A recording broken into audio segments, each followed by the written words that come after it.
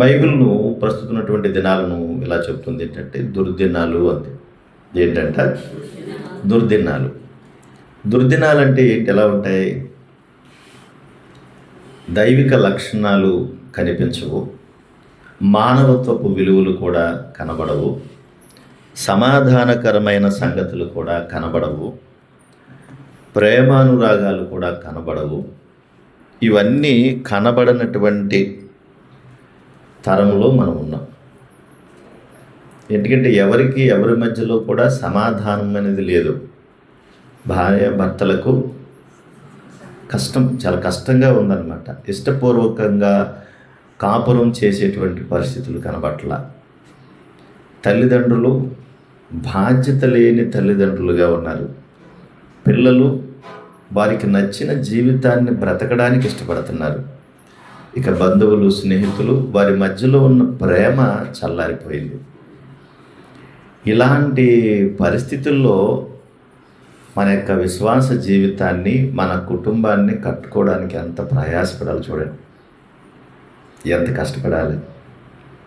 అది నోటి మాటతో చెప్పేది ఏమీ కాదు. నోటి మాటతో మామూలుగా మాట అంటాం, కానీ ఆ మాట ప్రకారంగా బ్రతకడం అనేది. ఒక చిన్న మాట చెప్తాను, ఏమనుకోకండి. ఇంతమంది మీరు ఉన్నారు కదా, ఇంతమందిలో మీలో ఎంతవరకు సమాధానంగా ఉన్నారో ఒకసారి ప్రశ్నించండి. మీరు ప్రశ్నించుకోండి. మనస్సాక్షి ఉంది కదా. మా అమ్మ అంటే నాకు ఎలాంటి కోపతాపాలు లేవు, మా అమ్మ అంటే నాకు పరిపూర్ణమైన ప్రేమ ఉంది అని చెప్పగలరా? మా అత్తమ్మ అంటే నాకు చాలా ఇష్టం, మా అమ్మను చూసినట్టే నేను చూస్తాను మా అత్తని అని చెప్పగలిగిన వాళ్ళు ఉన్నారా? వివాహమైన బిడ్డలు కానీ, వివాహము కాని బిడ్డలు కానీ, మా అమ్మని నాన్నను నేను చాలా ప్రేమిస్తాను, అందులో ఎలాంటి కల్మషం లేదని చెప్పగలరా? అంటే ఏ కోసాన అది కనబడని దినాలు ఇవి దుర్దినాలు అన్నారు. అందుకే ఈ దినాలలో బుద్ధిమంతులు ఎలా ఉండాలన్నాడు ఆమోసు గ్రంథంలో మనం చదువుకున్నాము. వాళ్ళు ఎలా ఉంటారు బుద్ధిమంతులు? ఆమోసు గ్రంథంలో చెప్పిన మాట. బుద్ధిమంతులు ఎలా ఉండమన్నాడు? సరే, ఆమోసు గ్రంథం తీయండి. అయితే ఆమోసు గ్రంథము చదవండి. 5:13. ఇది చెడు కాలము గనక ఈ కాలమున బుద్ధిమంతుడు ఊరకుండును అని. ఆమోస్ గారు దాన్ని ఎలా చెప్పాడంటే, దుర్దినాలు అంటే చెడు కాలము అని చెప్పాడు. చెడు కాలం అంటే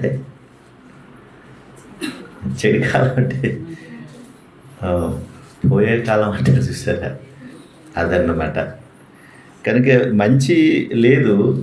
కనుక నువ్వు బుద్ధిమంతుడు అయితే, లేదంటే బుద్ధిమంతురాలు అయితే నువ్వు ఎట్లా ఉండాలంటున్నాడు? ఊరకుండును అంటే మౌనంగా ఉండడం అనేది మంచిది అంటున్నాడు. మౌనంగా ఉండడం మంచిది. ఎలాగా మౌనంగా ఉండడం అంటే, చెడు జరుగుతున్నా సరే మనము దానికి ఎదురెళ్ళడం వల్ల కూడా మళ్ళీ ప్రమాదమే. మంచి జరుగుతుంది కదా అని దాన్ని ప్రోత్సహించినా ప్రమాదమే. అంటే చెడును మంచి అనుకునే కాలం, మంచిని చెడు అనుకునే కాలం. ఇలాంటి కాలంలోనే మనం బ్రతుకుతున్నాం. కనుక ఈ బ్రతుకును కొనసాగించడానికి సహజంగా మన యొక్క బలము, మన యొక్క శక్తి చాలదు, సరిపోదు కూడా. దీనికి దైవికమైనటువంటి బలం కావాలి. ఈ జీవితాన్ని కొనసాగించడానికి, ఈ జీవితాన్ని కాపాడుకోవడానికి దైవిక శక్తి కావాలి, దైవిక బలం కావాలి. మన బలం చాలదు. మనుషుల్లో మానవత్వపు విలువలు చచ్చిపోయి అడుగంటిపోని. ఇప్పుడు ఒంటి మీదకి 70-80 సంవత్సరాలు వచ్చినా, 90 సంవత్సరాలు వచ్చినా కూడా కూతురైతే ఒక లెక్క, కోడలైతే ఒక లెక్క. ఉందా లేదా మీరు చెప్పండి అమ్మా. ఆలోచించండి. ఒంటి మీద 70, 80, 90 సంవత్సరాలు వచ్చినా కూతురిని కోడల్లాగా, కోడల్ని కూతురులాగా చూడగలిగే పరిస్థితులు లేవు. విడివిడి పరిస్థితులే కనబడుతున్నాయి. తల్లిని తల్లని చెప్పుకోవడానికి కూడా కష్టపడేటువంటి పరిస్థితులు. తల్లి ఎంత బాగా చూసినా, ఎంత బాగా చేసినా కూడా తల్లిని తల్లని చెప్పుకునే పరిస్థితులు కూడా లేవు. ఇప్పుడు అలాంటి దినాలు ఉన్నాయి. కనుక ఈ స్థితులలో ఎందుకు ఇట్లా జరుగుతుంది, ఎందుకు ఇలాగవుతుంది అని మనం ఆలోచిస్తే ఇది చెడు కాలము అన్నాడు. ఇది చెడు కాలము కనుక బుద్ధిమంతుడు ఏం చేస్తాడంట, ఊరకుంటాడు అన్నాడు. రైట్. ఈ విషయాలను దృష్టిలో పెట్టుకుని మనం కొన్ని సంగతులు కొన్ని నిమిషాలు ఆలోచించి ముగిద్దాం. మొదటిగా దేవుడు భూమి మీద ప్రతి మనిషిని ప్రేమించాడు. దేవుడు ఏం చేశాడు, ప్రతి మనిషిని ప్రేమించాడు. ఎందుకు ఈ దేవుడు ఈ లోకాన్ని, ఈ భూమిని ప్రేమించాలి అంటే ఇక్కడ ఆయన పిల్లలు ఉన్నారు, ఈ భూమి మీద ఆయన పిల్లలు ఉన్నారు. అందుకే మనం చదువుకుంటాం కదా, యోహాను సువార్త 3:16 చదవండి. దేవుడి లోకమును ఎంతో ప్రేమించును. ఎందుకు అంత ప్రేమించాల్సినటువంటి అవసరం దేవునికి ఏముంది అంటే, ఈ భూమి మీద ఆయన పిల్లలు ఉన్నారు కనుక ఆయన పిల్లలను బట్టి ఈ లోకం మీద ఆయన ప్రేమను చూపుతున్నాడు. అంటే మనమైనా సరే ఎక్కడైనా మన పిల్లలు ఎక్కడైనా ఉంటే మన దృష్టి అంతా ఎక్కడ ఉంటుందంటే వాళ్ళ మీదే ఉంటుంది. మనం కూడా అంత ప్రేమిస్తాం. మరి ఈ పిల్లల యొక్క పరిస్థితులు, ఈ పిల్లల యొక్క ఆలోచనలు చూస్తే దేవుడు ఒక ఉన్నతమైనటువంటి స్థితిలో ఉండాలన్నది ఆయన ఉద్దేశం. ఎందుకు అది కూడా అంటే, ఆయన పిల్లలను, వాళ్ళు స్త్రీలు కావచ్చు, పురుషులు కావచ్చు, ఎవరైనా కావచ్చు, వారిని ఎట్లా చేసుకున్నాడు దేవుడు అంటే తన స్వరూపంలో తన పోలికలో చేసుకున్నాడు.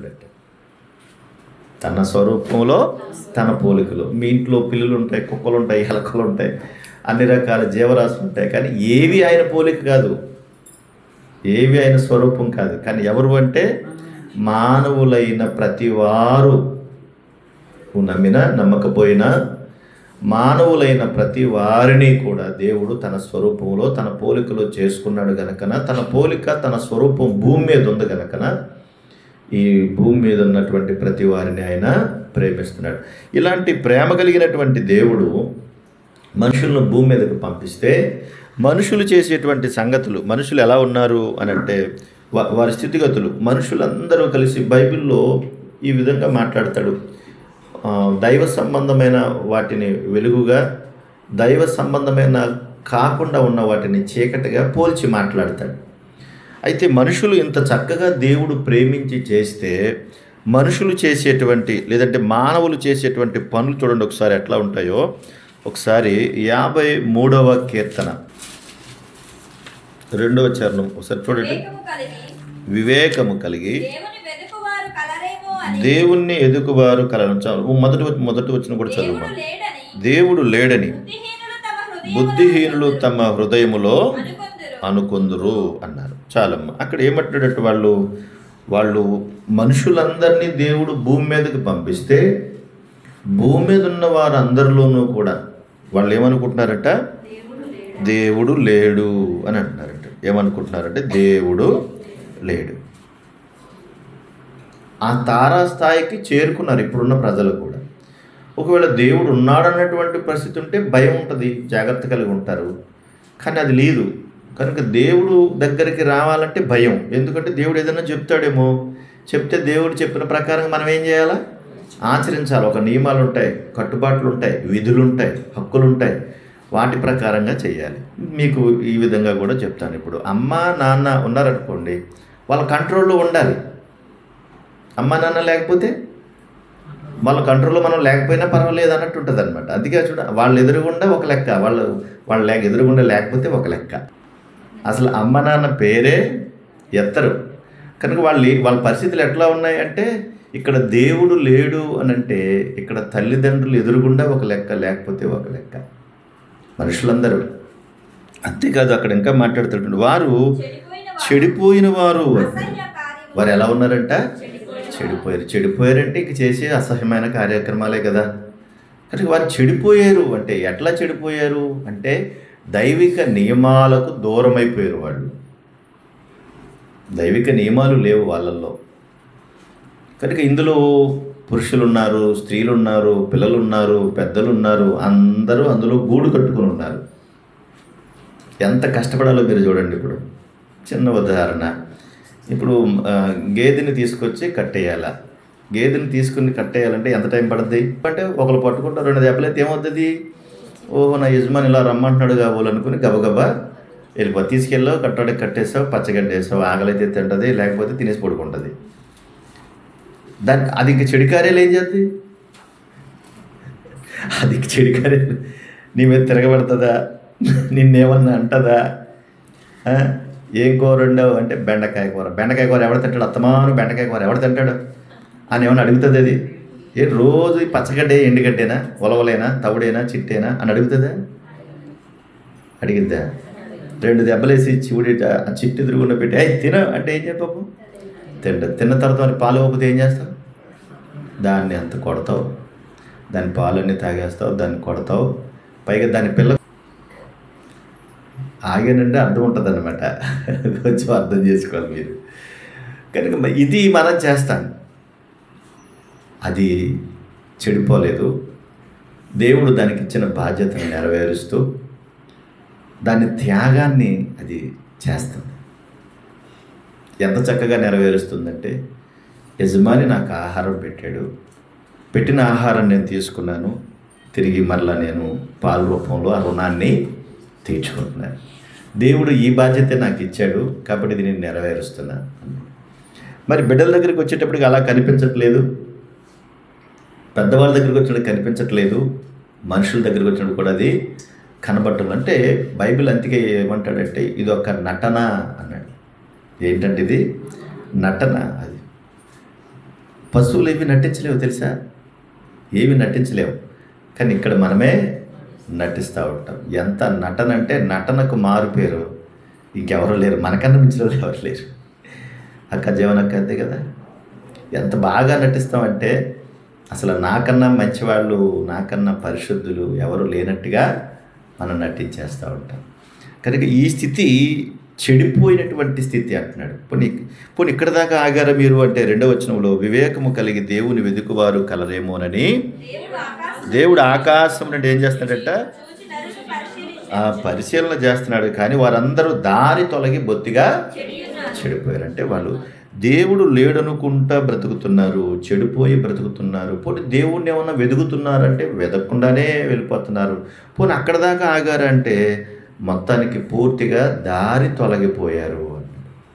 ఏమయ్యారంట? దారి తొలగిపోవడం అంటే దారి తొలగిపోవడం అంటే ఇక ఈ కుటుంబం నాకొద్దు, ఈ జీవితం నాకొద్దు, నా జీవితం నాది, నీ జీవితం నీది అంటే స్వేచ్ఛ కోరుకుంటున్నారు అనమాట. దేవుని అధిపజ్ఞల్లో, దేవుని ఆజ్ఞల్లో ఉంటే దేవునికి లోబడి బ్రతకాలి.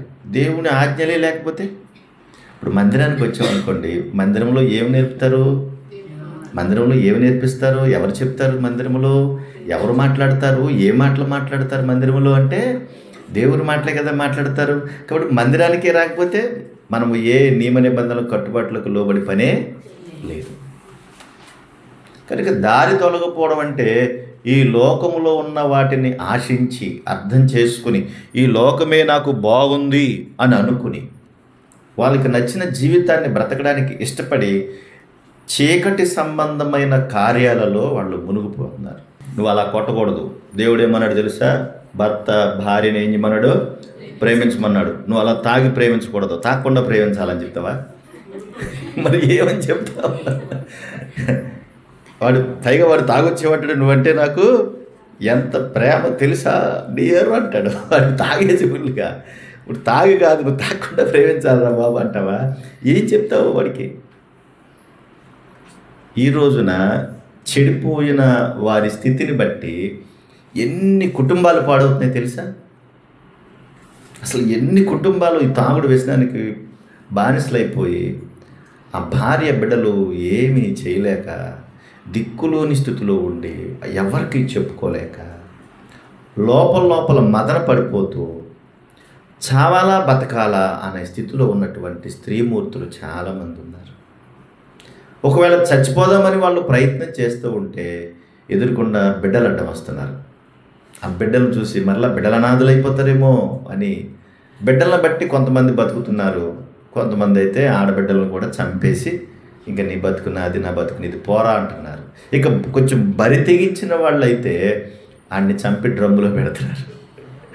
ఎక్కడ వాడిని చంపి డ్రమ్ములో ఇసుకలో కప్పెట్టి నీ చావు నువ్వు చచ్చావు, నాకు ఇప్పుడు హ్యాపీగా ఉందనుకుంటున్నారు. కనుక చెడిపోయిన స్థితి చిన్నది కాదు, ఇది మానవాళ్ళని మొత్తం కబలించి వేసింది. అందుకే మీరు ఎవరికైనా దైవికమైనటువంటి మంచి మాట మీరు మాట్లాడితే ఇది మాకు వద్దు, ఇది మాకు వద్దు, ఇంకేదైనా చెప్పండి. సరిగా వినపడట్లేదు. దేవుని మాట చెప్పండి, తలపోటు వచ్చేస్తుంది, గుండె జబ్బు వచ్చేస్తుంది, మేము చచ్చిపోయేలాగా ఉన్నాం, అర్జెంట్గా మీరు ఏం చేయాలి? సౌండ్ తగ్గించాలి. చెడిపోయిన కాలంలో మంచికి చోటు లేదు. చెడిపోయిన కాలానికి మంచికి చోటు లేదు. కుటుంబాల్లో ఉన్నటువంటి ప్రేమానురాగాలు, విలువలు చచ్చిపోయిన చోట మంచి చెప్పడానికి లేదు. చెడిపోయిన పిల్లల దగ్గరికి వెళ్ళి మీరు చేసే తప్పు, మీరు మంచి చేయండి అని చెప్పి చూడండి, వాళ్ళు వింటారేమో? అస్సలు వినరు. నువ్వు ఇంకోటి ఏదైనా చెప్పు అంటారు. కనుక అమ్మలారా, అక్కలారా, నా చెల్లెళ్ళారా, ఈరోజు మనం బ్రతుకుతున్న బ్రతుకు ఎట్లానే ఉంటుంది, కానీ రేపటి జీవితం వచ్చేటప్పటికి మీ బ్రతుకులు కూడా అట్లాగే ఉంటాయి. ఎందుకు అంటే బైబిల్ ఏం చెప్తుంది? నువ్వు ఏది విత్తావో అదే పంట కోస్తావు అన్నాడు. నువ్వు ఏ క్రియలైతే కలిగి ఇప్పుడు చేస్తున్నావో అదే క్రియలు నిన్ను వెంటాడుతాయి అన్నాడు.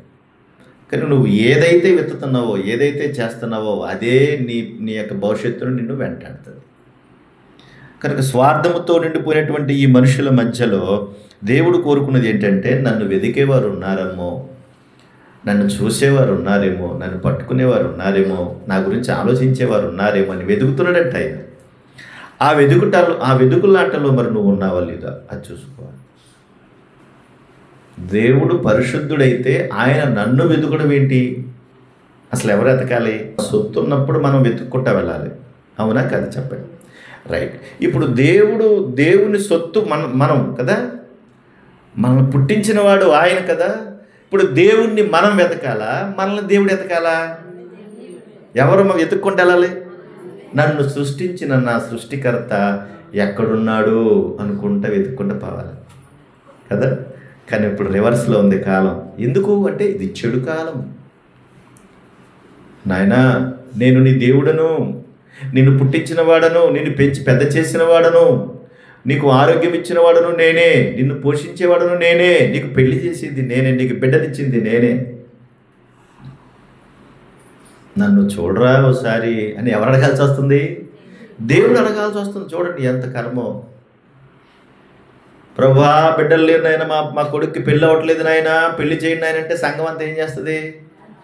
సంఘం అంతా, ప్రభా ఆ బిడ్డకి పెళ్ళి అవ్వలేదంట, పెళ్లి చేయాలి, మరి అర్జెంటుగా పెళ్లి కూతురు చూడు అని పెళ్లి చేస్తే, దేవుడు పెళ్లి కూతురుని తీసుకొచ్చి పెళ్లి కొడుకునిచ్చి పెళ్లి చేస్తే నిన్నెవడ చూడమన్నాడు? నిన్నెవడ చేయమన్నాడు? దేవుడి దగ్గరికి వచ్చే ఫిర్యాదులు ఇవన్నీ. బిడ్డలు లేరు ప్రభా, బిడ్డ నీనాయన అంటే బిడ్డ ఇచ్చిన తర్వాత మళ్ళీ ఏమంటారు? బిడ్డని మీ దేవుడు ఇవ్వలేదు మాకు, మరి ఎవరు ఇచ్చారు?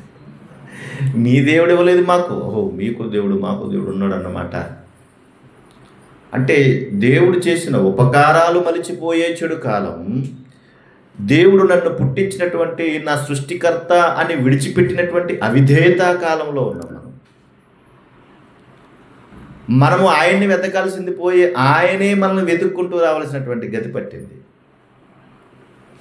ఎంత స్వార్థంతో, ఎంత భయంకరంగా మనం బ్రతుకుతున్నామో మనం అర్థం చేసుకోవాలి. పోనీ ఆయన ఏమన్నా మనకేమైనా తక్కువ చేసాడా? నా దేవుడు ఇది తక్కువ చేశాడు నాకని చెప్పండి. మనం ఎంతసేపు ఏం ఆలోచిస్తాం తెలుసా? మన సొంత తెలివి, సొంత ఆలోచనలే దేవుని ముందు పెడతాం ఎప్పుడూ కూడా. దేవుని దగ్గర నుంచి స్వీకరించే మనసు ఉండదు. ఆ రోజున కానీ ఈ రోజున కానీ ఇశ్రాయేలు జాతి ప్రకారంగా దేవుడు మాట్లాడేటప్పుడు చూడండి, యెషయా గ్రంథం 1వ అధ్యాయంలో ఆయన మాట్లాడే మాట చూడండి ఒకసారి. 2వ వచనం, యెషయా గ్రంథము 1వ అధ్యాయము 2వ వచనం చదవండి. యెహోవా మాట్లాడుచున్నాడు, ఆకాశమా ఆలకించుము, భూమి ఎవరితో చెప్తున్నాడంట? అంటే పిల్లలతో చెప్పాల్సుకున్నవాడు ఎవరితో చెప్పాల్సి వస్తుంది? పంచభూతాలతో మాట్లాడుతున్నాడంటే. ఎందుకు ఆ కర్మ అంటే ఎవరో మాట్లాడట్లేదు ఆయనతో. మనకి అర్థమవుతుందా? ఎవరో మాట్లాడట్లేదు ఆయనతో. ఇప్పుడు పిల్లలు మాట్లాడకపోతే ఇప్పుడు తల్లి ఏం చేస్తారు? తండ్రులు ఏం చేస్తారు చెప్పండి? పిల్లలు మాట్లాడలేదండి, మీ పిల్లలు మీతో మాట్లాడలేదు గనక మౌనముగా ఉండును బుద్ధిమంతుడు అన్నట్టుగా మీరు బుద్ధిమంతులు లెక్క అనుకోవాలా? లేకపోతే ఏమనుకోవాలి? ఇప్పుడు వాళ్ళు ఏం చేస్తారు చెప్పండి? అప్పుడు మరి ఇప్పుడు పిల్లలు మాట్లాడట్లేదు, అప్పుడు ఏం చేస్తారు? పక్కింటి వాళ్ళతో మాట్లాడతారు, లేదా ఇంకొకరు ఎవరితోనో మాట్లాడతారు. ఇంకా మరీ ఎక్కువైపోతే ఇంకా రోడ్డు మీద అడ్డంగా కూర్చొని నా కొడుకు నాతో మాట్లాడట్లేదు, నా కోడలు నాతో మాట్లాడట్లేదు, నా పిల్లలు నాతో మాట్లాడట్లేదు, వినండా హో అని టౌకేస్తారు. అప్పుడు వాళ్ళు ఏం చేస్తారు తెలుసా? అంత మాత్రం చేత నువ్వు రోడ్డు ఎక్కుతావా, అలా ఉంటావా, ఇలా ఉంటావా, తప్పు కదా అంటుంటాడు. మరి నువ్వు చూడవు, నువ్వు మాట్లాడవు, మరి వాళ్ళకి ఎలాగా? పరమందున్న దేవుడు కూడా తన పిల్లలతో మాట్లాడాలని తహతహలాడతాడు, ఆయన ఇష్టపడతాడు. ఆయన ఆ రోజున కూడా చూడండి, ఆదాముతో రోజు మాట్లాడుతూ ఉంటే ఒకేసారి మాట్లాడకుండా సైలెంట్ పోయి ఎక్కడికి వెళ్ళిపోయాడు? చెట్టు దానికి వెళ్ళిపోయాడు. అప్పుడు దేవుడు ఏం చేశాడు? రోజు నా కుమారుడు వచ్చేవాడు కదా, ఈరోజు రాలేదు, నేను వెతుక్కున్నాడా లేదా? మరి వెతుక్కున్నప్పుడు కనపడకపోతే ఏమన్నాడు? ఆదాము ఎక్కడున్నావు అని అడిగాడా లేదా? ఎవరు అడిగారు? తండ్రి అడగాల్సి వచ్చింది. మరి ఆ రోజున ఆ పెద్ద ఆయన ఎందుకు దాక్కున్నాడు అంటే తప్పు చేశాడు గనక. నువ్వు కూడా అలాగే తప్పు చేస్తే దాక్కునే పరిస్థితి వస్తుంది, అంతే మరి. కనుక ఆయన పంచభూతాలతో చెప్పుకుంటున్నాడు, పిల్లలను పిలిచి చెప్పుకోవాల్సినటువంటి పరిస్థితులు లేకుండా. ఇప్పుడు నీ ఇంట్లో నీ కొడుకో నీ కూతురు నీతో మాట్లాడకపోతే ఏం చేస్తావు? కనుక ప్రేమ కలిగిన చోట విధేయత ఉంటుంది, ప్రేమ కలిగిన చోట కలిసి ఉండాలన్నటువంటి తత్వం ఉంటుంది. ఆలోచిస్తాం, అర్థం చేసుకోగలుగుతాం. కనుక ఇప్పుడు నువ్వు ఏదైతే విత్తుతున్నావో అదే నీ భవిష్యత్తును నిన్ను వెంటాడుతుంది. మర్చిపోకూడదు, ఇది మర్చిపోకూడదు. ప్రభు చెప్పిన మాట అది. నువ్వు ఏ పంట అయితే వేస్తున్నావు అదే పంట మళ్ళీ తిరిగి కోసే గతి నీకు పడుతుంది, నీకు గతి పడుతుంది. నీకు ఈరోజు నువ్వు బయటకు తోసేస్తే రేపొద్దున నిన్ను కూడా తోసేస్తారు. ఖచ్చితంగా, ఇది ఖచ్చితం. నిన్ను కూడా తోసేస్తారు. నాకేంటి అనుకోవడానికి ఏమి లేదు. అక్కడ పెద్ద పెద్ద మేళ్ళు ఉన్న వాళ్ళని ఏం చేస్తున్నారు? బయటికి తింటేస్తున్నారు. కానీ నిన్ను కూడా దోచేస్తారు, అందులో డౌట్ ఏమీ లేదు. ఒక టైం వస్తుంది, ఒక సమయం వస్తుంది, నీకు కూడా అలాంటి రోగాలు వస్తాయి, ఇబ్బందులు కలుగుతావు, బాధలు అనుభవిస్తావు. నువ్వు కూడా ఒకవేళ ప్రభు చిత్తమైతే ముసలమ అవుతావు. ముసలమ టైంకి నీకు అలాంటి పరిస్థితులు వస్తాయి. అప్పుడు నిన్ను దేవుడు కూడా క్షమించడు. ఎందుకు అనంటే నీతో మాట్లాడాల్సినటువంటి దేవుడు ప్రకృతితో మాట్లాడుకోవాల్సి వస్తుంది. ఎందుకయ్యా నువ్వు అంత బాధపడుతున్నావు తండ్రి అని ఒకవేళ అడిగితే ఆయన అంటున్నాడు, చూడండి అక్కడ, నేను పిల్లలను పెంచి ఏం చేశాను? గొప్పవారిగా చేశాను. పిల్లల్ని పెంచి నేను గొప్పవాళ్ళగా చేశాను, గొప్పవాళ్ళగా చేశాను. ఒక తల్లి అయినా తండ్రి అయినా వాళ్ళు పోషించకపోతే, ప్రేమించకపోతే, వాళ్ళని సరిగా పట్టించకపోతే చిన్నప్పుడు నిన్ను ఇప్పుడు నువ్వు ఇంత అందంగా గుండ్రంగా తయారైన కారణం ఎవరంటే మీ అమ్మ నాన్నే. ఖచ్చితంగా అమ్మ నాన్నే. కనుక ఈ ఆకారాన్ని తయారు చేసి దేవుడు గొప్పగా మనకిచ్చింది దేవుడైతే, ఈ ఆకారానికి సరిపడగా అన్ని వనరులు సమకూర్చింది ఇంట్లో ఉన్నటువంటి పరిస్థితులు, తల్లిదండ్రులు, బిడ్డలు, చుట్టూ ఉన్నటువంటి వారు. కనుక నేను పిల్లల్ని పెంచి గొప్పవారిగా చేశానని దేవుడు అంటున్నాడంటే అదే స్థితి మనకు కూడా ఉంటుంది. మన పిల్లలను గొప్పవాళ్ళుగా చేయాలని మనం కూడా అనుకుంటాం, తప్పు కాదు. కానీ దేవుడు అనుకున్న గొప్పతనంలో ఈ పిల్లలందరూ ఉండాలన్నది ఆశ. మరి వాళ్ళు ఏం చేశారట? నేను గొప్పవారినిగా చేస్తే వాళ్ళు ఏం చేశారు చూడండి, వారు నా మీద తిరగబాటు చేశారంట. ఏం చేశారంట? తిరగబడడం అంటే ఏంటి చెప్పండి? ఇప్పుడు తిరుగుబాటు అంటే ఇప్పుడు ఏంటి చెప్పండి? తిరుగుబాటు అంటే ఏంటి? దేవుని మాటకు విధేయత చూపించుకుని వదిలేశారు. దేవుడు అసలు ఉన్నాడా, నువ్వు అసలు ఉన్నావా అని అడుగుతున్నారు. కనీసం ఆయన్ని వెతకడానికి లేదు, చెడిపోయారు. అంతేకాదు దారి తొలగిపోయారు. అంటే తిరుగుబాటు చేయడం ఏంటంటే ఇక నీకు నాకు సంబంధం లేదు, నువ్వెవరవో నేనెవరినో అని. చల్లగా ఉంది పైన, నువ్వెవరవో నాకు తెలియదు అని దేవుణ్ణి విడిచిపెట్టి ఆయన గుండెల మీద తన్ని దారి తొలగి వెళ్ళిపోయారంటే. సృష్టికర్తను మర్చిపోయారు, ఆయన ప్రేమను మర్చిపోయారు, ఆయన చూపిన కరుణను మర్చిపోయారు, ఆయనతో పాటు ఉన్నటువంటి బంధాన్ని కూడా మర్చిపోయారు. ఇవన్నీ విడిచిపెట్టడం వల్లే తిరుగుబాటుతనం వచ్చింది. అప్పుడప్పుడు చూడండి, పిల్లల్ని ఎవరైనా మనం మాట్లాడామనుకోండి, వాళ్ళలో మంచి గుణాలు ఉన్నాయనుకోండి, వాళ్ళు ఏమంటారంటే, ఎక్కడికి వెళ్ళావే అని కూతుర్ని అడిగింది అనుకోండి తల్లి, మా బయటికి వెళ్ళానమ్మా, కొంచెం పని మీద వెళ్ళానమ్మా, పలానా పని మీద వెళ్ళానమ్మా అని చెప్తుంది. అంటే లోపల తల్లిదండ్రుల భయం ఉంది, దైవిక భయం ఉందని అర్థం. ఎక్కడికి వెళ్ళావే అని ఒకవేళ తల్లి అడిగింది అనుకో, నీకు చెప్పాలా, బోలని పనులు ఉంటాయి, నువ్వేమైనా డిగ్రీలు చదివావా, ఏంటి అన్నీ ఆరాజు అడుగుతున్నావు నువ్వు, నా గొడవ నీకు అనవసరం అని అందంటే తేడా ఉన్నది. అందంటే లోపల ఎక్కడో అవిధేయత ప్రవేశించింది, దారి తొలగుతుందన్నమాట. దాని అర్థం అది, దారి తొలగుతుందని అర్థం. అప్పుడు కాస్త యాక్షన్ తీసుకోవాలి కూడా. తిరుగుబాటు ధోరణి వస్తుందంటే ప్రమాదకరమైనటువంటి సంగతి. కనుక ఆ రోజున వాళ్ళు చేసిందంటే, గొప్పవాళ్ళుగా పెంచాను నేను, వాళ్ళు ఏం చేస్తారు నా మీద తిరుగుబాటు చేశారు అంటే, తిరుగుబాటు ధోరణి అది భయంకరమైనటువంటి పాపం. తిరుగుబాటు ధోరణి భయంకరమైన పాపం, అది ఎవరు చేసినా. అంతేకాదు, అక్కడ ఇంకా మాట్లాడుతున్నారు చూడండి, ఎద్దు తన కామంది నెరుగును, సొంతవాణి దొడ్డి తెలుసుకొనును, ఇశ్రాయేలులకు తెలివి లేదు అన్నాడు. అంటే అక్కడ ఏమంటున్నాడు, వాళ్ళు చదువుదాం ఇంకా. పాపిష్టి జనమ, దోషపూరితమైన ప్రజలారా, దుష్ట సంతానమ, చెరుపు చేయి పిల్లలారా, మీకు శ్రమ, వారు యెహోవాను విసర్జించి ఉన్నారు. తిరుగుబాటు చేయడం అంటే ఎదిరించి వెళ్ళిపోయారు, విసర్జించడం అంటే మొత్తానికి విడిచిపెట్టేశారు. ఏం చేశారంట, విడిచిపెట్టేశారంటండి మొత్తానికి. ఇప్పుడు మీరు ఆలోచించాలి, కోట్ల జనాభా ఉన్నటువంటి ప్రజలందరూ ఆయన గుండ్ల మీద తంతూ ఉంటే ఆయన దుఃఖపడతా ఉన్నాడు, బాధపడుతూ ఉన్నాడు, మనసులో వేదన పడుతున్నాడు. ఇంట్లో వాళ్ళే మనం ఒకళ్ళిద్దరు మన గుండ్ల మీద తంతేనే మనం తట్టుకోలేము, దుఃఖపడతా ఉంటాం, బాధపడుతూ ఉంటాం. కానీ కోట్ల మంది జనాభా ఆయన గుండ్ల మీద తంతుంటే ఇప్పుడు ఆయనకి ఎలా ఉంటుంది చెప్పండి, ఎలా ఉంటుంది ఆయనకి? ఎంత కష్టం ఆలోచించాలి. అందుకని పురుషుడు స్త్రీనిగాను చేశాను అంటాడు దేవుడు. పురుషుడికి ఉండే లక్షణాలు వేరు, స్త్రీలకు ఉండే లక్షణాలు వేరు. పురుషుని తత్వం వేరు, స్త్రీకున్న తత్వం వేరు. పురుషుని యొక్క ఆలోచనలు వేరు, స్త్రీల యొక్క ఆలోచనలు వేరు. పురుషుని శరీరం వేరు, స్త్రీ యొక్క శరీరం వేరు. ఎంత వేరియేషన్ ఉందో చూడండి, వాళ్ళ మధ్యలో ఎంత గ్యాప్ ఉందో, ఎంత వ్యత్యాసం ఉందో చూడండి. ఎందుకంటే ఆయన చిత్తానుసారంగా కొంత పరిధిలో ఆయన చేసేట పనులన్నీ, వీళ్ళది చేయాలి, వీళ్ళది చేయాలి, వీళ్ళది చేయాలని. అందుకని స్త్రీలను కూడా గృహ పరిపాలన చేయాలంటే, ఇదిగో ఇంటికి వచ్చిన తర్వాత భర్తని పిల్లలను చూసుకోవాలి, నువ్వు చక్కగా ఒక మంచి పరిపాలన వాళ్ళకి చేయాలి, ఇది నీ డ్యూటీ అన్నాడు. స్త్రీలు ఇదిగో నువ్వు, పురుషులు ఇదిగో నువ్వు కుటుంబాన్ని పోషించాలి, నీ భార్య బిడ్డలను పోషించుకోవాలి, ఇది నీ డ్యూటీ అన్నాడు. అది వాళ్ళు చేయాలన్నాడు, అది వాళ్ళే చేయగలరు. కానీ ఈరోజు ఏమైందంటే రివర్స్ అయిపోయింది. ఇప్పుడు రివర్స్ అయిపోయింది.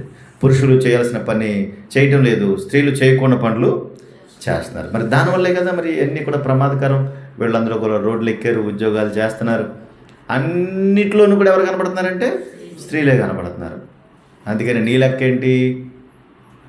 లెక్కేంటి, నా ఉద్యోగం నేను చేసుకుంటున్నాను, నా జీతం నేను తీసుకుంటున్నాను, నీకేంటి నువ్వు చెప్పి సమాధానం చెప్పేది? నువ్వు 1,00,000 రూపాయలు సంపాదించితే నేను కూడా 1,00,000 రూపాయలు సంపాదిస్తాను ఏంటి? తిరుగుబాటు ధోరణి వచ్చింది ఇప్పుడు చూడండి. ఇప్పుడు కనుక ఎవరు ఏ పని చేయాలో, ఏ డ్యూటీ చేయాలో ఆ డ్యూటీ చేస్తే ఏ ఇబ్బంది ఉండదు. దానికి రివర్స్లో ఎప్పుడైతే చేస్తామో అప్పుడే అన్నీ కూడా చీకటి ప్రపంచంలోకి అడుగు పెట్టడం, తిరుగుబాటు ధోరణి రావడం, దేవునికి వ్యతిరేకమైపోవడం, కుటుంబాన్ని కూడా పాడు చేసుకోవడం. అందుకే ఈ రోజున కుటుంబాల్లో చాలామంది ఎవరు పట్టించుకోవట్లేదు కుటుంబాన్ని, తెలుసా? ఎవరు పట్టించుకోవట్లేదు. భార్య ఏం చేస్తుంది, పిల్లలు ఎలా ఉన్నారు, పట్టింపు లేదు. ఆవిడ పని ఆవిడది, నా పని నాది, నీ డ్యూటీ నీది, నా డ్యూటీ నాది, ఎవరి ఇష్టాల్సిన బ్రతుకుతుంది. అందుకే ఇప్పుడు ఇళ్లలో సమాధానం ఉందని ఫస్ట్ ప్రశ్న అడిగాను. అందుకే ఉందా గృహంలో ఎక్కడ సమాధానం ఉందా? ఇంటికి వస్తాడు సెల్ ఫోన్ తీసుకుంటాడు, ఇంకా జీవితం అంతా సెల్ ఫోనే. అమ్మా ఎలా ఉన్నావు ఏంటి, భార్యని అడగడు. ఎలా ఉన్నావు ఏంటి, ఏం చేస్తామని అడగడు. కనీసం పునః భోజనం చేసావా అని కూడా అడగడు. మీరు ఎప్పుడన్నా అడుగుతారా? ఏమండి మీరు భోజనం చేస్తారా అని అడుగుతారా? పోను వచ్చేదాకా భోజనం చేయకుండా కూర్చొని ఉంటారా మీరు ఎవరైనా చెప్పండి? ఎందుకు మాట చెప్తున్నానంటే, ఒకప్పుడు ఉండేవి అవి, ఇప్పుడు అవి లేవు. అప్పుడు పేరు పెట్టి పిలవడానికి కూడా చాలా కష్టంగా ఉండేది. పేరు పెట్టి పిలిచేవారు కాదు, ఏవండి అని పిలిచేవారు, మర్యాదగా పిలిచేవారు. ఒకవేళ వారు వస్తున్నారంటే గబుక్కుని లేచి నిలబడేవారు. ఆ గౌరవ మర్యాదలు అప్పుడివి. మరి ఇప్పుడు యారా ఎక్కడికి వెళ్ళారు? గౌరవ మర్యాదలు కూడా లేవు. గోదావరి అసకెంతమంది యారా ఎక్కడ పోయేవరా నువ్వా అని ఇంకా నోటికి వచ్చిందల్లా మాట్లాడుతున్నారంటే కుటుంబ విలువలు కూడా చచ్చిపోయినాయి. చూసారా? ఎక్కడ మర్యాద కూడా లేదు. కారణం ఏంటి అంటే దేవుణ్ణి విసర్జించడం వల్ల, దేవుని మీద తిరుగుబాటు చేయడం వల్ల. మీకు ఎప్పుడు తిరుగుబాటుదనం వస్తుందో అప్పుడే అన్నిటికీ దూరం అయిపోతాం అసలు. కనుక దైవిక గుణాలతో ఇల్లు కట్టుకోవడానికి ప్రయత్నం చేయాలి. దైవిక గుణాలతో మన కుటుంబాన్ని నిలబెట్టుకోవడానికి ప్రయత్నం చేయాలి. కనుక వాళ్ళు ఏదో పట్టుకొచ్చారు, నేనేదో పట్టుకొచ్చి ఇచ్చేసాను, కావాల్సిందంతా పట్టుకొచ్చి ఇచ్చేస్తున్నారు కదా, నేను కావాల్సింది వండేస్తున్నాను. రొటీన్ లైఫ్ ఇదేనా? సేమ్. వాళ్ళు పనికి వెళ్ళారు, పట్టుకొచ్చారు, నువ్వు వండేవు, తిన్నావు. మళ్ళీ వాళ్ళు వచ్చి వెళ్ళారు, పనిలోకి వెళ్ళారు, వచ్చారు, మళ్ళీ తిన్నావు, వండేవు, పడుకున్నావు, మళ్ళీ తెల్లారింది, మళ్ళీ వచ్చింది. ఇదేనే జీవితం, ఇంకేం లేదా అంటే దైవిక గుణాలతో నీ గృహాన్ని కట్టుకోవడానికి ఏ దారుందో వెతుక్కోవాలి. నువ్వు ఎలా కట్టుకోవాలనే ఆలోచన ఉండాలి నీకు. పొద్దున్న డ్యూటీకి వెళ్ళావు, మళ్ళీ వచ్చావు, వండుకున్నావు, మళ్ళీ తెల్లారింది, మళ్ళీ డ్యూటీకి వెళ్ళావు, మళ్ళీ వచ్చావు. ఇది రొటీన్ లైఫ్. మనకంటూ ఇది కాదు, దీనికన్నా ఒక ప్రత్యేకమైన జీవితం ఉంది మనకి. అందుకే మనకు కాస్త ఎక్కువ కష్టం ఉంటుంది మనకి. ఒక పక్క కుటుంబాన్ని పోషించుకోవాలి, మన పక్క లోకంలో బ్రతకాలి, ఇంకో పక్క దేవుణ్ణి సంతోషపరచాలి. మనకు ఒత్తిడి ఉంటుంది మన జీవితాల మీద. కానీ దైవిక కుటుంబం ఎప్పుడు కూడా దైవిక కుటుంబమే. దైవిక కుటుంబం ఎప్పుడైనా మంచి గెలుస్తుందా, చెడు గెలుస్తుందా చెప్పండి? మంచి గెలుస్తుంది. నువ్వు ఎన్నైనా చేయి, ఎలాగైనా చేయి, మంచే గెలుస్తుంది చెప్ప, చెడు ఎప్పుడు గెలవదు. కనుక దేవుణ్ణి గెలిపించేటువంటి స్థితి కావాలి అక్కడ. చూడండి, వారు యెహోవాను విసర్జించి ఉన్నారు, ఇశ్రాయేలు యొక్క పరిశుద్ధ దేవుణ్ణి దూషింతురు, ఆయనను విడిచి తొలగిపోయి ఉన్నారంటే దేవుణ్ణి విడిచిపెట్టింది కాకుండా దేవుణ్ణి దూషించడం మొదలుపెట్టారు. రివర్స్. అయ్యి బాబో, ఇది ఎంత ప్రమాదమో చూడాలి. విడిచిపెట్టావు, అయిపోయింది. విడిచిపెట్టిన తర్వాత మళ్ళీ వచ్చేది ఏంటంటే దూషించడం. అంటే ఏ ఇంట్లో నుంచి వచ్చావో మళ్ళీ ఆ ఇంటి మీదే దూషణ మాటలు పలకడం. ఇది ఇంకెంత ప్రమాదం చూడు. నువ్వు ఎక్కడ పుట్టావు, ఎక్కడ పెరిగావు, ఎలా ఉన్నావు అయిపోయింది, నువ్వు ఎలా జీవించావో అయిపోయింది. ఇప్పుడు మళ్ళీ ఆ దాని మీదే, నువ్వు విడిచిపెట్టిన దాని మీదే మళ్ళీ దూషించడం. అంతకుముందు దేవుని దగ్గర ఉన్నావు కాబట్టి అంత మంచిగా కనబడింది, ఇప్పుడు దేవుని విడిచిపెట్టావు, విసర్జించావు కాబట్టి అప్పుడు అంతా చెడుగా కనిపిస్తుంది. ఇదంతా దేవుని ఆవేదన. నేను పిల్లల్ని పెంచి గొప్పవారిగా చేస్తే వాళ్ళ మీద తిరగబడ్డారు, విసర్జించారు, దారి తొలగారు, దూషించడం మొదలెట్టారు. దారి తొలగపోతే వచ్చేవే. మీరు ఎప్పుడైనా సరే చూడండి, బాగా ప్రేమించినటువంటి స్థితిలో ఉన్నప్పుడు మీ ఇంట్లో వాళ్ళు లేకపోతే ఇరుగు పొరుగు వాళ్ళు ప్రేమించినప్పుడు వాళ్ళతో మీరు ఎట్లా మాట్లాడి ఉంటారు? వాళ్ళతో అప్పుడు ఎలా మాట్లాడుంటారు? ఎంత బాగా మాట్లాడుంటారు మీరు ఊహించండి. వాళ్ళు మిమ్మల్ని ప్రేమించినప్పుడు, మీరు వారిని ప్రేమించినప్పుడు, అక్క చెల్లెలు కావచ్చు, అన్నదమ్ములు కావచ్చు, ఇరుగు పొరుగులు కావచ్చు, తోడు కోడలు కావచ్చు, అత్త కోడలు కావచ్చు, మీరు మాట్లాడుకున్నప్పుడు, ప్రేమ కలిగినప్పుడు ఎలా మాట్లాడుకుని ఉంటారు? ఆ బాండింగ్ ఎలా ఉండి ఉంటుంది అసలు ఇంక ఈ లోకంలో ఇంకా ఎవరో లేరు. ఎంత మంచివాళ్ళు, ఎంత గొప్పవాళ్ళు ఎవరు లేనట్టుగా ఉంటుంది. అంత ప్రేమగా ఉంటారు. వాటి మధ్యలో మరి కాస్త కారం, ఎండుమిరపకాయ, పచ్చిమిరపకాయ వచ్చిందనుకోండి అడ్డు, అప్పుడు ఎలా ఉంటారు? అంతకుముందున్న ప్రేమ అంతా ఒకేసారి ఏమైపోయింది? చచ్చిపోయిందేంటి? నాకు అది కూడా ఆశ్చర్యం అనిపిస్తుంది. ఇంతవరకు ఉన్నటువంటి ప్రేమ అంతా ఒకేసారి ఎట్లా పోయిందబ్బా? ఎలా పోయింది? అంతకుముందు ప్రేమించినప్పుడు నువ్వు పలికిన మాటలు, నువ్వు ఇచ్చినటువంటి వస్తువులు, నువ్వు చేసినటువంటి మేలు, నీ కష్టంలో ఆదుకున్న తీరు, ఇవన్నీ ఒకేసారి ఎట్లా మర్చిపోతావు? అంటే నీ స్థితి మారగానే నీ బ్రతుకు మారిపోయింది. బ్రతుకు మారిపోగానే పాత జీవితం అంతా ఏమైపోయావు? మర్చిపోయావు అనమాట. ఒకసారి వెనక్కి వెళ్ళి అసలు నీ పాత జీవితం, నీ పాత రోత జీవితం ఎలా ఉందో ఒకసారి బేరీజు వేసుకుని చూడు. నువ్వు ఎలా బతికావు, ఎక్కడ బతికావు, ఎలా ఉన్నావు, ఏ విధంగా జీవించావు, అప్పటికి ఇప్పటికీ నీ స్థితి ఏంటి, నీ ఆలోచన విధానం ఏంటి? మర్చిపోకూడదు మా జీవితంలో ఇవి గుర్తొచ్చినప్పుడల్లా దేవుని పాదాలు పట్టుకోవాలి. ప్రభువా, ఒకప్పుడు నా జీవితం ఇది, నా బతుకు ఇదే నా బతుకు. నన్ను కనికరించడం వల్ల నేను ఇప్పుడు ఇలాగా ఉన్నాను అని. కనుక విసర్జించావు అంటే తిరుగుబాటు ధోరణి వస్తుంది. తిరుగుబాటు ధోరణి వచ్చిందంటే విడిచిపెట్టావంటే ఇంకా దూషించడమే మొదలెడతావు. ఇక దూషించడమే. ఇదంతా కూడా ఏమిటి అని అంటే చీకటి బతుకు అన్నాడు దేవుడు దీన్ని. ఇదంతా చీకటి బతుకు. కనుక చీకటిలో ఉన్నవారు వెలుగును చూడలేరు. చీకటిలో ఉన్నవారు వెలుగును చూడలేరు. వెలుగులో ఉన్నవారు చీకటిలోకి వెళ్ళలేరు. అందుకే యేసుక్రీస్తు ప్రభువారు కూడా ఈ భూమి మీద మాట్లాడు ఎన్నో చక్కగా మనుషులు చేసే పని ఏంటో చెప్తాను. ఒక మాట చిన్న మాట. యోబు గ్రంథం 28వ అధ్యాయం 3వ వచనం చూడండి ఒకసారి. మనుషులు చీకటికి అంతము కలుగజేయరన్నాడు. ఏ చీకటికి అంటే ఈ కనిపించే దానికి. మనుషులు చీకటికి అంతము చేయదురు అంటే మనకు రాత్రి అవుతుంది అనుకోండి, ఏమవుతుంది? చీకటి అవుతుంది కదా. చీకటికి అంతం అంటే వెలుగు వస్తేనే కదా చీకటి పోయేది. కానీ వీళ్ళు ఎలా చేస్తున్నారు? ఇప్పుడు ఈ రోజున చూడండి, స్టేడియాలు చూడండి, రాత్రి పగలు ఆటలాడుతూ ఉంటారు కదా, ఎంత లైటింగ్ పెడతారు వాళ్ళు. మరి ఇప్పుడు అర్ధరాత్రి కూడా ఆడుతూ ఉంటారు వాళ్ళు. మరి అక్కడ చీకటి అంతా ఏమైపోయింది? చీకటి అంతా ఎక్కడ పోయింది? ఇప్పుడు వెలుగు రాగానే చీకటి అయిపోద్ది, కనబడదు కదా. చీకటి ఎలా వెళ్ళిపోయింది? ఎలా వెళ్ళింది? పెరుమంటర్ వెళ్ళిందా, లేకపోతే అక్కడ డ్రామజర్ వెళ్ళిందా? ఎక్కడి నుంచి ఎలా వెళ్ళింది తెలీదు.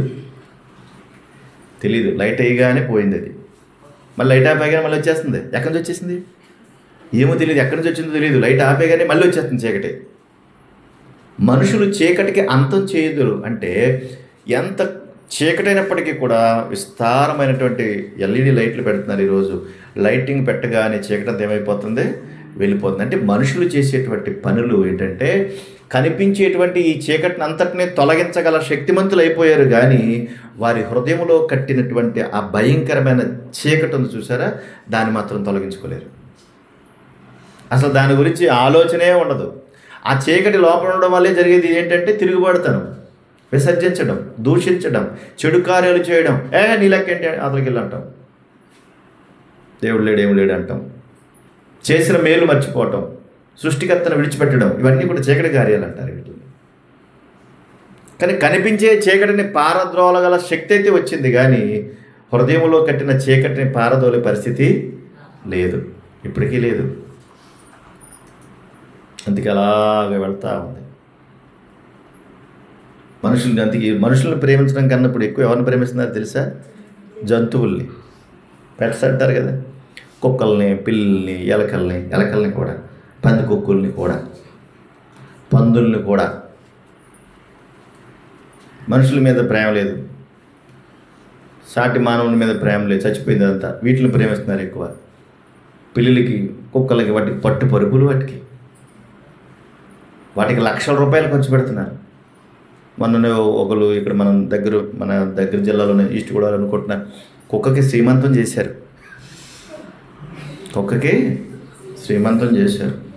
దానికి శ్రీమంతం చేసి దాన్ని పసుపు కుంకుమాన్ని దానికి రాసి దానికి గాజులేసి బంగారు బొంగరాలు పెట్టారు. మన కుక్క అయిపోతే భలే ఉన్నాం ఆ సమయంలో.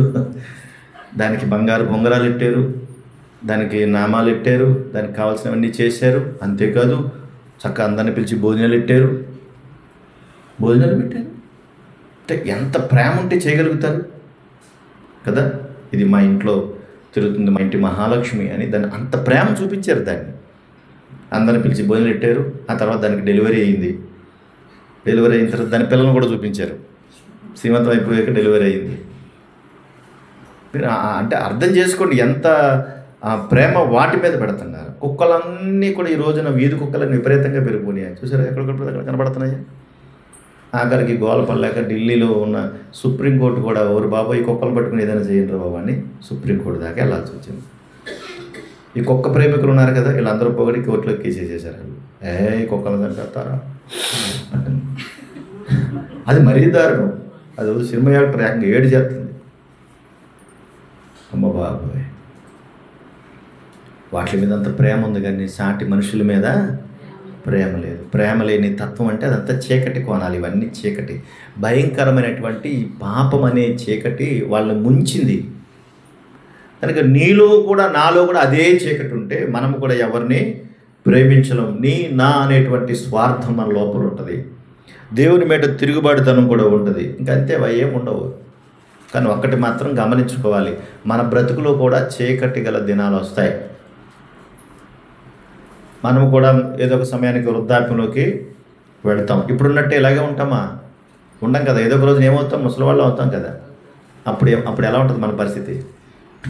ఇప్పుడున్న ముసలివాళ్ళు వాళ్ళ పని అలా చేసుకోగలుగుతున్నారు, కానీ అప్పుడు మనం ఏ పని చేసుకోలేము. కాకరికి మంచిలు తాగాలన్నా మనకి ఇంకోసారి సాయం కావాలి. అప్పుడు ఎవరు వస్తారు? ఇప్పుడు ముసలి కనపడితే చెయ్యి అంటున్నాం మనకి. అప్పుడు మనల్ని ఇంకెంత చదివిస్తారో ఏమో కదా. కనుక మన బ్రతుకు కాలంలో చీకటిని తొలగించుకోవాలి. యేసుక్రీస్తు ప్రభువారు భూమి మీదకి వచ్చిన తర్వాత ఎంత చక్కగా ఆయన చీకటిలో నుండి వెలుగులోనికి తీసుకొచ్చాడంటే మనల్ని. చీకటిలో నుండి అంటే పాపం అనేటువంటి అంధకారం నుండి జీవపు వెలుగులోనికి తీసుకొచ్చాడు మనల్ని. పాపంతో బ్రతుకుతున్న వారి యొక్క మనుషులను, దేవుడు లేడనుకునేటువంటి మనుషులకు, దేవుని మీద తిరుగుబాటు చేసుకునేటువంటి మనుషులు, వీళ్ళందరినీ కూడా దేవుడు ఏం చేశాడంటే యేసుక్రీస్తు ప్రభువారి ద్వారా ఆ చీకటిని తొలగించి వెలుగులోనికి ఆహ్వానించాడు. చీకటిలో ఉన్న మనుషులు చేసే పనులు అర్థమయ్యాయి. కానీ వెలుగులోనికి వస్తే గనక ఎంత చక్కగా ఉంటామంటే, వెలుగును ప్రేమించేవారు చాలా చక్కగా ఉంటారు. వెలుగును ప్రేమించేవారు. గల్తీ పత్రిక 5వ అధ్యాయము 22వ వచన భాగం చూడండి. గల్తీ పత్రిక 5:22. అంటే వెలుగులో ఉన్న వారి మధ్యలోకి చీకటిలో ఉన్న వారి మధ్యలోకి చాలా వ్యత్యాసం ఉంటుంది. వెలుగు అనగానే క్రీస్తు యొక్క ప్రేమతత్వాన్ని గ్రహించిన వారికి ప్రేమ అనే తత్వం వస్తుందట వాటిలో. అది చీకటిలో ఉంటే ఉండదు. ఆ ప్రేమతత్వం వాళ్ళలో వస్తుంది. తర్వాత సంతోషము అన్నాడు. సంతోషం అన్నాడు. నిన్ను ప్రేమించిన వారిని నువ్వు ప్రేమించిన ఎడలా నీకేమి లాభం అన్నాడు యేసుక్రీస్తు ప్రభువారు కదా. కానీ మనం ఏం చేస్తాం? అట్టెట్టినోళ్ళకి అట్టున్నరిస్తాం కదా. అంతే కదా, మన డ్యూటీ అదే కదా. మనల్ని ప్రేమించే వాళ్ళని ప్రేమించగలుగుతాం. బాగా అర్థం చేసుకోవాలి. ఎప్పుడు చెప్తాను, దీన్ని అగాపే ప్రేమ అంటారు, షరతులు లేని ప్రేమ అంటారు. దీన్ని ప్రేమించిన వారినే ప్రేమించడం ప్రేమ. అది మామూలుగా అందరూ చేసే పని. కానీ ప్రేమించని వారిని కూడా ప్రేమించేది క్రీస్తు ప్రేమ. అది వెలుగు సంబంధులు చేసే ప్రేమ. దూషించిన వారి కోసం కూడా ప్రార్థన చేయడం, అది అగాపే ప్రేమ. మీరు చేయగలరా అలాగా? చెప్పండి. మీ పక్కింటి వాళ్ళంటే మీకు అసలు పడదు, ప్రభువా వాళ్ళని బాగు చేయనైనా అని ప్రార్థన చేస్తారా?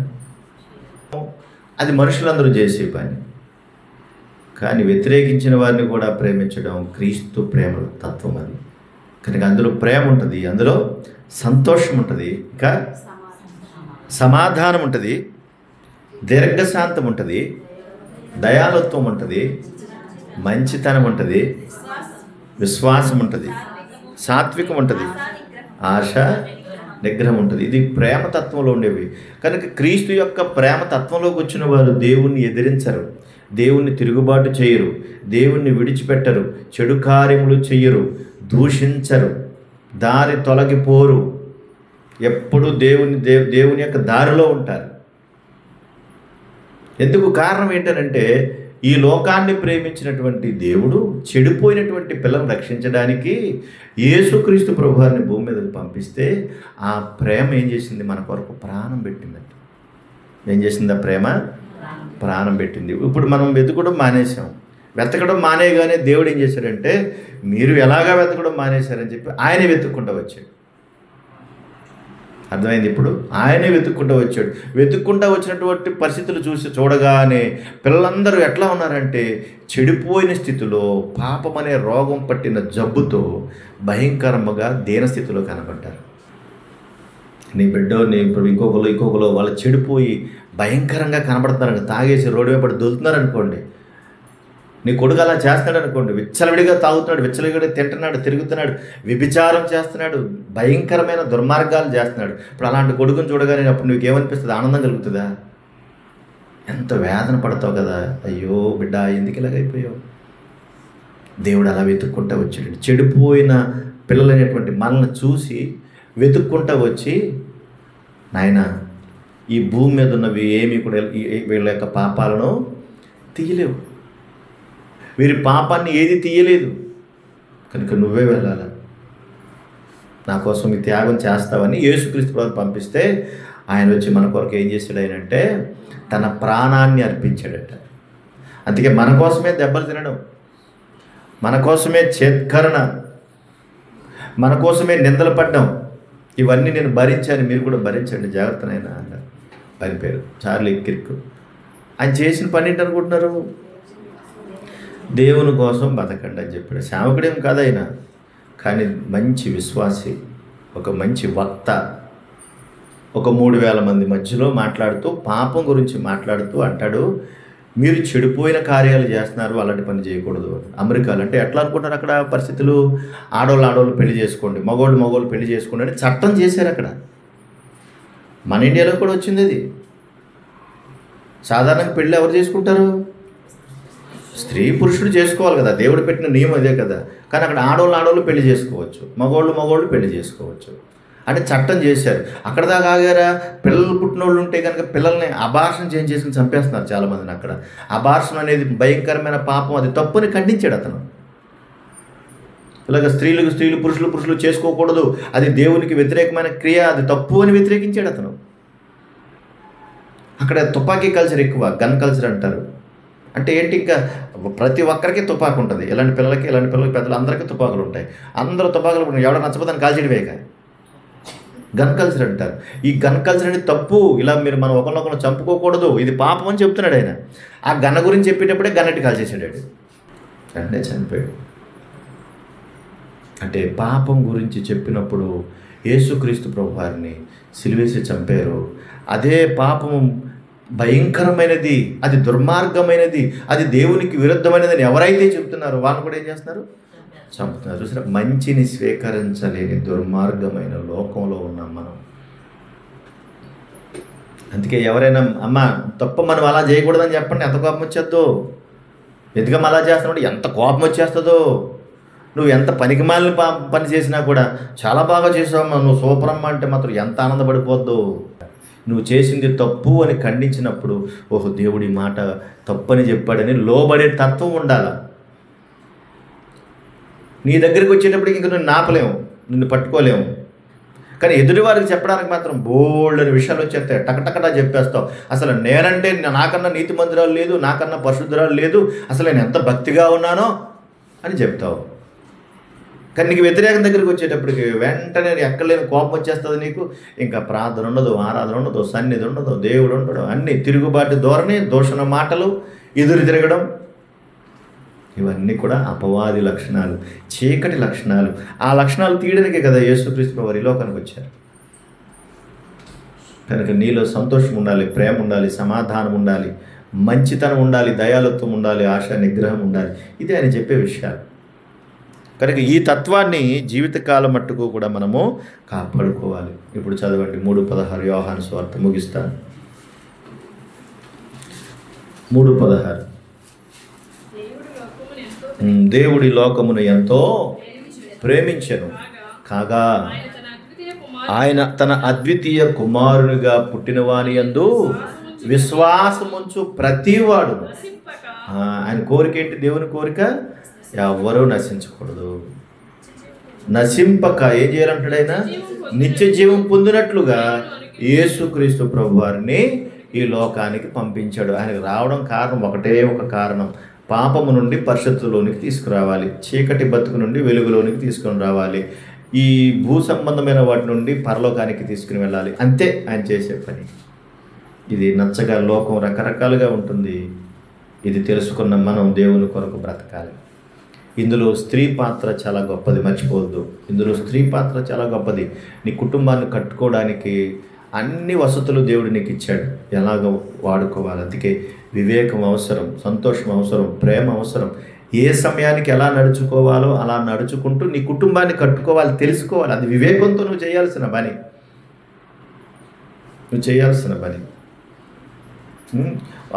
తగ్గించేటువంటి మాటలు, లేకపోతే వాళ్ళ మనసును కృంగదీసేటువంటి మాటలు కాకుండా ఎలాగ ఆ కుటుంబాన్ని కట్టుకోవాలి, ఏ విధంగా నడుచుకోవాలని తెలుసుకోవాలి. ఇప్పుడు ఇందాక మనం విన్నాం కదా, ఇప్పుడు అబిగయలు ఎలాంటిది? అబిగయలు తన భర్త నాబాలు ఎలాంటిదంటే మోటుగలు. నిజమే, ఇప్పుడు నాబాలు తత్వం ఏంటంటే ఏంట్రా నీ సంగతి తెలుతాను అంటున్నాడు.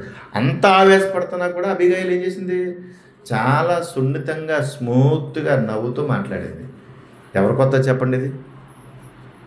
ఎక్కడికి వెళ్ళావే అనగానే నువ్వు ముఖం ఎలా పెడతావు చెప్పు సారి. అసలు నీ ముఖం ఎలా పెడతావు అప్పుడు?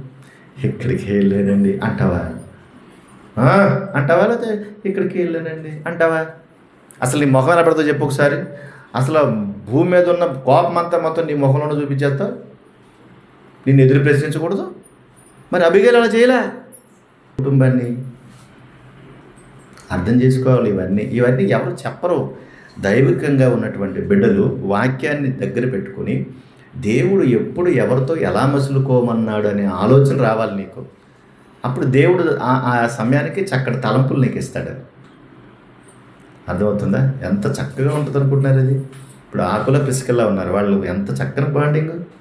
పౌలు గారు రాగానే వాళ్ళకి ఆతిథ్యం ఇచ్చారు. వాళ్ళతో పాటు కలిసి పనిచేసుకోవడానికి ఇష్టపడ్డారు. వాళ్ళు కూడా దేవుని పరిచర్య చేశారు. అన్నయ్య సప్పీరా ఉన్నారు. వాళ్ళు చేసింది చెడు పని అయినప్పటికీ కూడా వాళ్ళిద్దరూ ప్రేమతో ఏకీవిచ్చారు. ప్రేమతో ఇద్దరు మనసు ఒకటయ్యింది. అవలేదా? కనుక అనవసరమైన సలహాలు వాళ్ళకి ఇవ్వకూడదు. ప్రేమను పంచగలిగేటువంటిది కూడా రావాలి. అర్థం చేసుకునే గుణం ఉండాలి. ఏ స్థితినైనా కూడా, ఇంకో విషయం చెప్పనా, ఎలాంటి స్థితిలోనైనా కూడా నీ కుటుంబాన్ని, నీ ఇంటిని మార్చుకోగల శక్తి నీలోనే ఉంది. అది పురుషుల్లో లేదు. దేవుడు ఆతిథ్యం ఇవ్వలేదు. ఎందుకంటే గృహ పరిపాలన మీకే చేతనం అన్నాడు దేవుడు. అది ఏ స్థితిలోనైనా కూడా మార్చగలం అన్నమాట. ఇప్పుడు మంచి కోపం వచ్చాడు అనుకోండి, ఏదో చిన్న మాట ఏదో చెప్తావు, చక్కగానే కోపం అంతా ఆవిరైపోద్ది. వెంటనే చక్కగా వస్తావు, భోజనం చేస్తారు, హ్యాపీగా వెళ్ళిపోతారు. అలవాటు చేసుకుని, అర్థం చేసుకుని, అది తిరుగుబాటు ధోరణి అపవాది లక్షణం. ఆ లక్షణాలను మనం ఎప్పుడూ తెచ్చుకోకూడదు. అది ప్రమాదకరమైంది. కానీ కొంతమంది మెత్తగా మాట్లాడతారు, కొంతమంది గట్టిగా మాట్లాడతారు, కొంతమంది హార్డ్గా మాట్లాడతారు. ఆ నాబాలు అలాంటోడే కదాడు, వాడు మొండోడు, అలాగే మాట్లాడతాడు. కనుక అలా మాట్లాడి మొండోళ్ళు ఉంటారు కదా. వాళ్ళతో కూడా మనం జాగ్రత్తగా మసులుకోవాలి. దైవిక నియమాలు మనకు తెలుసుంటే మనం ఎట్లా ఉండాలో తెలుస్తుంది. అందుకే దైవభక్తి గల స్త్రీలకు తగినట్టుగా మీ ప్రవర్తన ఉండాలని చెప్పాడు. కనుక యేసుక్రీస్తు ప్రభువారు చీకటి నుండి వెలుగులోనికి తీసుకొచ్చాడు. అంతేకాదు పరిశుద్ధ గ్రంథము ద్వారా ఏ కుటుంబం ఎలా బ్రతకాలో, ఎవరు ఎలా బ్రతకాలో అన్నీ నేర్పించాడు. కాబట్టి నేర్చుకున్న మాటలు ఇది దేవుని మాట అని నీ హృదయంలో నింపుకొని ఆ మాట ద్వారా నీ కుటుంబాన్ని నువ్వు కట్టుకోగలిగితే అది నిలబడుతుంది. రేపు నువ్వు వెళ్ళిపోయినా కూడా నీ కుటుంబం నిలబడుతుంది. అట్టి కృప ప్రభు దయచేయునుగాక. ఆమేన్. ప్రార్థన చేసుకుందాం.